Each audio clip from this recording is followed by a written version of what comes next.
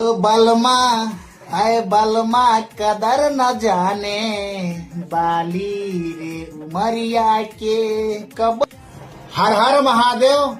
महाशिवरात्रि के हार्दिक शुभकामना। आई भैया, हम आप सबके भाई भोजपुरी गायक सिंगर छैल छबीला, सब भोजपुरिया भाई और अपन देशवासी, अपन गांव वासी और हमारे यूपी बिहार के सबके दिल से प्रणाम बाटे।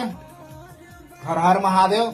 देखी रहेगा, सबसे एक बात कहे के चाहता नहीं, हमार मोतिहारी जिला के लाल धनजय धड़कन भाई के 6 फरवरी के मूवी लागे वाला बा, जौन मूवी के नाम बाटे आटा चक्की एक प्रेम कहानी। बहुत अच्छा फिल्म बाटे।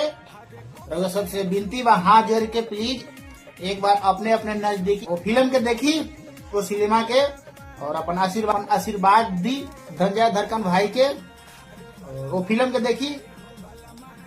वो फिल्म में धनजय धड़कन भाई बहुत अच्छा मेहनत कैले बारे। बहुत हम अपना शरीरिया के बलमा। देखिए लोग सब ये गाना के जितना प्यार दुलार आशीर्वाद देहनी, उसे ये हमार धनजय धड़कन भाई के मोतिहारी जिला के लाल के मूवी लाग गई बा 6 फरवरी के। तो सब अपना अपना घर नजदीकी सिनेमा घर में जाई और वो फिल्म के देखी और धनजय धड़कन भाई के आशीर्वाद दी। सब भोजपुरिया भाई और हमारे देशवासी, हमारे गांव वासी सबके दिल से प्रणाम बाटे। और रोज सबसे एक छोटा सा विनती बा कि हमारे चैनल बाटे यूट्यूब पर छैल छबीला ऑफिशियल 8950। रोज सब अगर वीडियो पर नया बानी तो हमारे चैनल छैल छबीला ऑफिशियल के सब्सक्राइब करम जा और अपन आशीर्वाद देम जा और छैल छबीला धमाका के। और एकरा के रउआ फेसबुक पर देखा तानी तो फॉलो कर लेम जा। हमार चैनल बाटे छैल छबीला, सिंगर छैल छबीला का नाम से आईडी बाटे फेसबुक पर, रउआ सब फॉलो कर लेम जा। हर हर महादेव।